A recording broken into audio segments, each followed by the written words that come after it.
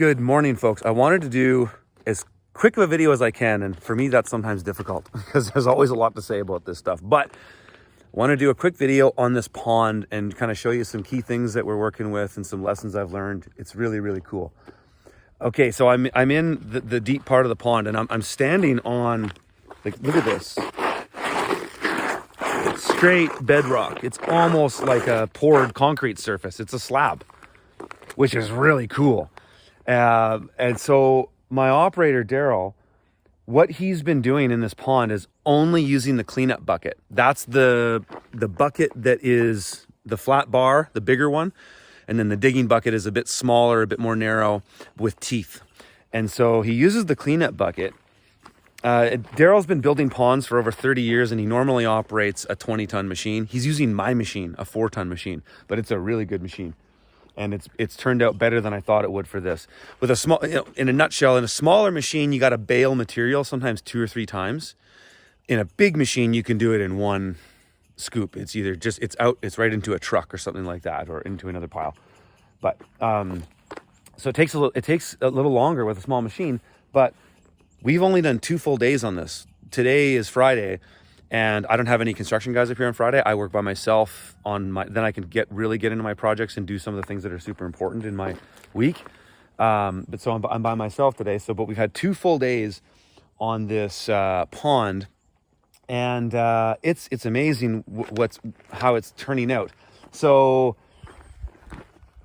maybe in another video, I'll get into some of the really key things we've done with putting some of the laser level lines in. I'm not really going to get into that too much, but that line there, which is it's so hard to see, especially with the morning sun coming in there, is about 2 feet below that top of grass right there. Just 2 feet below there is our water surface. And so where I'm standing right here, I'm about 6 feet deep right here. And then I see there's this knob here. That knob is 4 foot deep. I've used my laser level to do all that. That's 4 foot deep. And then I come down here, and now I think this one is, it's the same as my other one. I'm 7 feet deep here, and then it kind of comes up. It's really, really cool. I just love this. And so I'm 7 feet down there. This is our high side of the pond. So water will come down here a bit, but not too much. It's hard to, you can't see the 3 dimensions here, especially into the forest, but all the water that comes into this pond is from snowmelt. This is actually one thing I should have said right at the beginning of this video. It's a super important thing. A lot of people ask me this, and say in the comments on Twitter and YouTube, people are asking, where's the water coming from? We are in a boreal climate here. The boreal is the high elevation softwood forests that occupy a huge portion of North America. So the boreals on the climate classification are what's called a DFB or a DFA or a DFC or DFD. And we have, softwood trees. You get low annual precipitation, but high annual snowfall. And so 99.9% of the water that's going to fill this pond is going to come from snowmelt. We get 10 feet of accumulated snow here and 4 inches of annual precipitation. Okay, so that 10 feet of accumulated snow doesn't equate to 10 feet of water. I forget what the ratio is. It actually kind of depends on the state of the snow. I like to measure it in March or late February, when we've everything's just kind of sat to where it is, and then you can measure a denser snow and then get a better idea of what that turns into as far as water. That's a whole other conversation. But I calculated last year by using Google Earth. I looked at our fenced area on our property, which is our primary 8 acres. We're on 40 acres. And when you see those drone flyovers of the property, that main open area that everything's in, that's 8 acres, 2,400 linear feet of fence surrounds that area. That's our zone 1 and 2, call it. And I measured based on surface area, which is easy to calculate. I went out and melted some snow. I carved out a cubic foot of snow, and I melted it down to come up with a ratio of that, how much liters of water that equals. And forgive me, I don't have that information right now, but at the time I did it. You could go back in my From the Field vlogs and watch it. that I melted it down and calculated that in that area, I can get about 19 million liters of water melted from snow. So that's not including precipitation then, which is only 4 inches a year, but that's something. So that'll add for something. But that snow melt is key.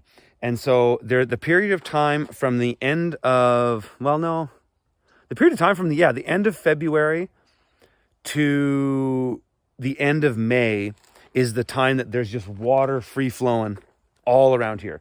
We live in a little watershed. That's what a watershed is. It's a collection dish area that water will accumulate in at some place like a pond or a riparian zone or whatever it is. And that's where all the water from this comes. So that was addressing, one of the biggest questions that was coming up. And so getting back to the pond, we've started to scrape the area that we know so we're not going to jackhammer this. That's just brutal work. It just sucks. This is going to be so cool because we'll be swimming in this pond, and at this knob, it's 4 feet deep. You can be swimming around here snorkeling, and then you'll be able to swim over to this little spot and stand up out of the water. How cool is that? And there'll be parts that are deep that you can jump into, and we're actually still hoping we can get a bit deep. So you can see the whole framework of the pond, really simple and straight on the high side here.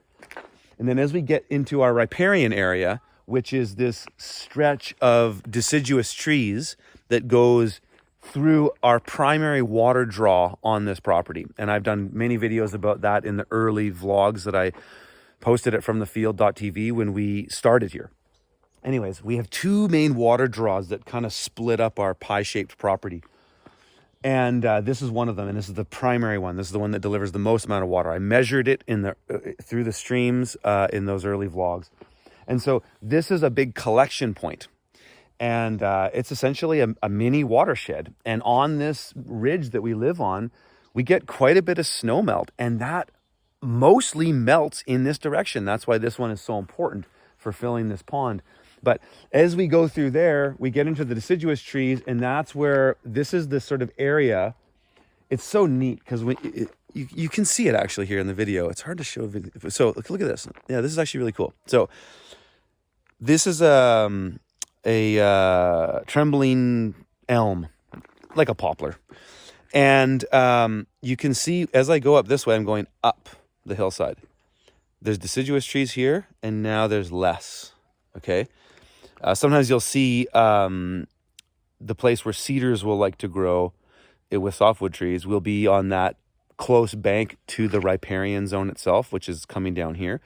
So from this tree here to these trees here, imagine a sort of a pie shape going out. That is kind of what, if you look at a topography of my property, is that fan area that's collecting all the water that comes in here. And so what we want to do now is as we come down here, our elevation for the water, which was that line that I showed you up there, 2 feet above the grass, is now on the low side here into the riparian zone, is about 18 inches off the ground here, as you can see it. So what we need to do is now bring up material there to berm this and create a keyway, which is going to be the crux of that. The deepest part of that keyway dam is going to be down here where the machine is. We'll kind of go over there and talk about that too. But we're working this now. We've got 7 feet down here. It's okay, but I'd like to have deeper, because the deeper the pond, the more water you can hold, and the colder temperatures you get at the bottom, which keeps the whole water temperature colder, which prevents evaporation, well, slows our evaporation. So we're taking this material here and we're going to carve it away. This is going to be probably 4 more dump truck loads, which we can use for construction over there.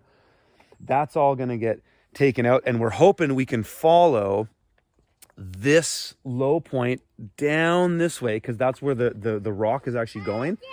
Just a sec, buddy. And then that's going to, I'm hoping we can get 10 feet deep. Anyway, so we're going to keep working that out. And then we've almost got the entire shape of the whole pond. What's going to happen now is from this, say where that pile of rocks is, those are going to be used for my waterfall feature that's going to be over here, which is going to be super sweet. And he's going to start berming material along in that direction. This is going to be sort of a beach area here. This will be a shallow point, and then it'll get deep to there. And then he's going to berm all that.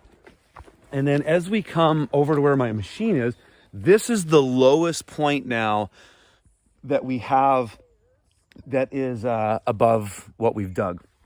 And this is where the water flows down to the next. The draw continues down here. Hi, Roxy girl. The water continues down here. And we need to block that and build what's called a Keyway dam. And so what's going to happen here, which has been really, whoa, look at that, you guys. Sorry, I don't like putting my kids in my video. But sometimes they just show up. What we're going to do here is build a Keyway dam. And so now I'm at this is kind of the mouth of the pond. And it's really serendipitous because we have bedrock right here. And we have bedrock right over there. You can see that knob. So that is a sort of a locking point. We're going to build a Keyway dam between that rock and this rock because the natural rock will go down here. So what's going to happen is the machine's going to come in here. Once we've done all that digging, the machine's going to come in here and it's going to dig what's called a Keyway, a shape like that. And we're going to pack that. He'll shape that out. It'll be all smooth. He does it right on the native ground. So nothing that's been dug before. Goes in, makes that Keyway that's going to connect that whole place. That'll get packed with that packer. And now you've got this really hard panned surface there. Now you go and fill material in there. So that's called the Keyway. And then the key is the other material that goes in that Keyway. We build up a big berm. And then that berm gets packed.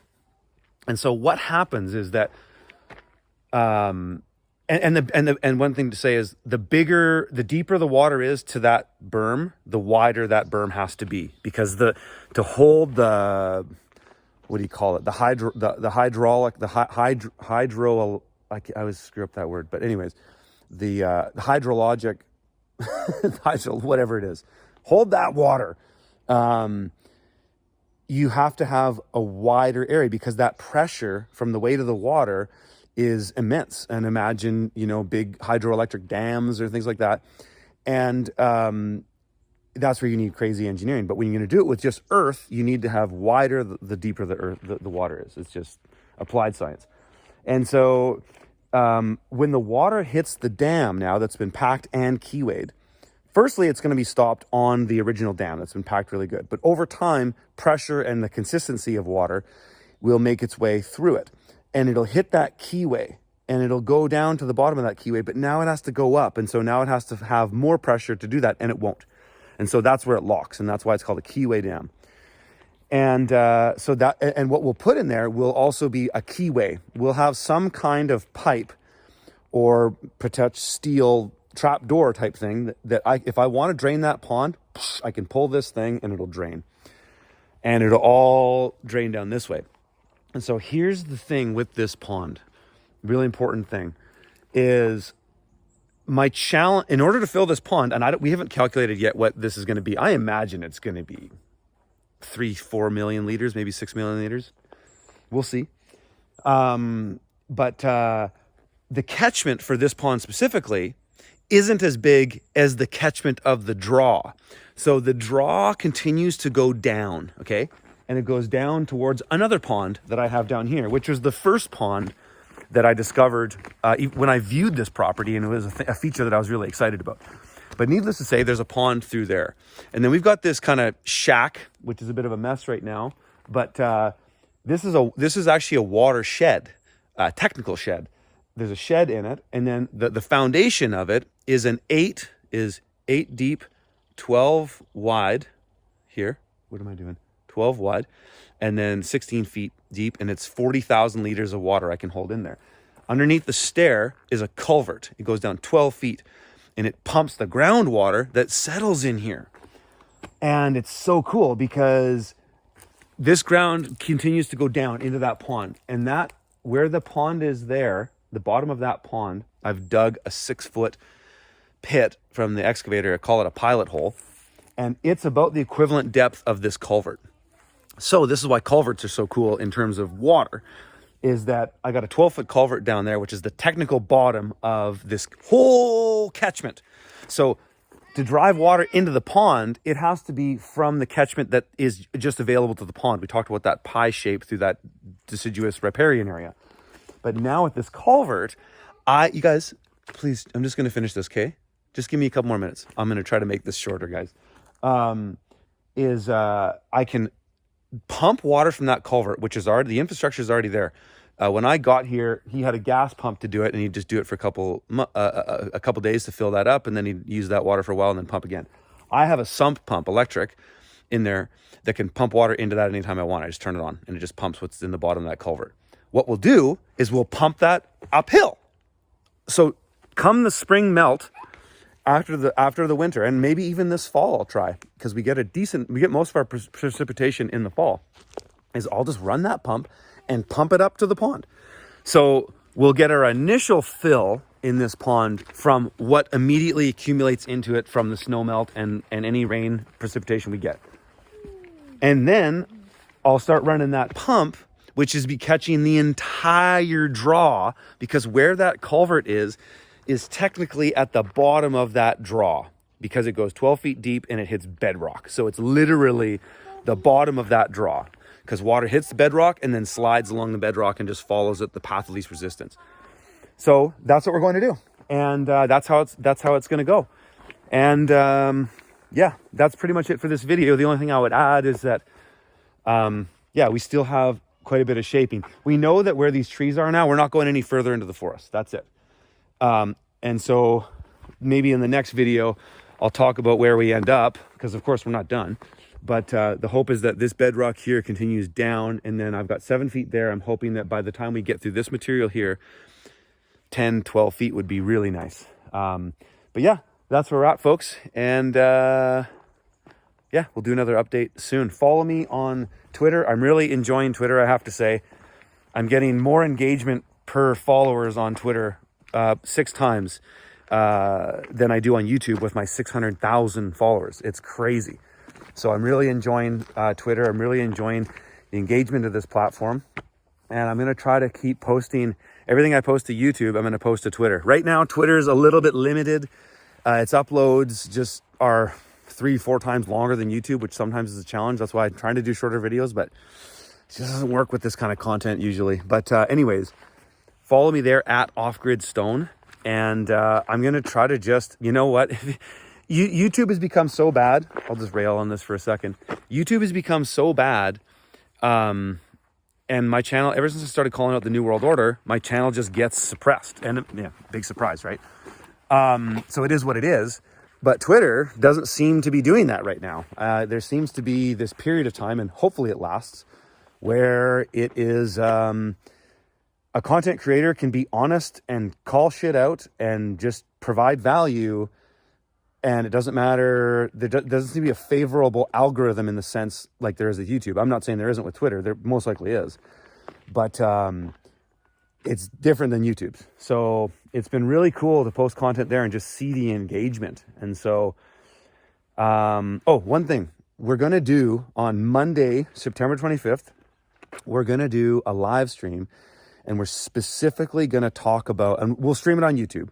But so you're most likely already following me there if you're watching me on Twitter. But we'll stream it on YouTube, and we're going to look at intentional communities. So the Amish are intentional communities, Mennonites, Hutterites, Quakers. I would call those faith-based intentional communities. They're great. And then we're going to look at, and really they're the only ones that work. And then we'll look at hippie communes and things like that. So, where there's no leader in a hippie commune. And then we'll look at some cults where there's a leader, like Bertaria is a cult, stuff like that. And then we'll talk about some of the best ways to form them, looking at those models. And I actually have a lot of experience with these. Not in recent years, but in my earlier years of the urban farmer and touring around the world, lecturing, consulting, doing that, I worked with a lot of them and consulted for them. Even native bands I'd consulted for multiple times in US and Canada. And there's a lot of things you can learn from all these things. The basic idea is people getting together and buying land cooperatively. How do you do that? What works and what doesn't? Buying a piece of land and just putting it in one guy's name usually doesn't work because there's no remedy for the other people invested. There's better ones. Trusts, even using just corporations and then having a board of directors, which is quite common actually. But we're going to look and talk about all that stuff because it's pretty cool. And I think it's a really good way for people to get on the land. And I'd like to see people be successful at this. And so Monday, September 25th, 12 p.m. Pacific Standard Time. We're going to do that on YouTube on that stream. Come on in. Leave questions in Twitter too. That's where I'm looking for comments on this. And I'm drawing so much inspiration from your guys' comments. And we're going to riff on this stuff. And then we're going to look at some properties and stuff too on Google Earth. But yeah, join me for that. And share and like this video. And I'll see you guys in the next one. Thanks for watching, folks. If you want to learn any more about the products and services that we offer, head over to freedomfarmers.com. We can teach you how to get on the land and everything else from there.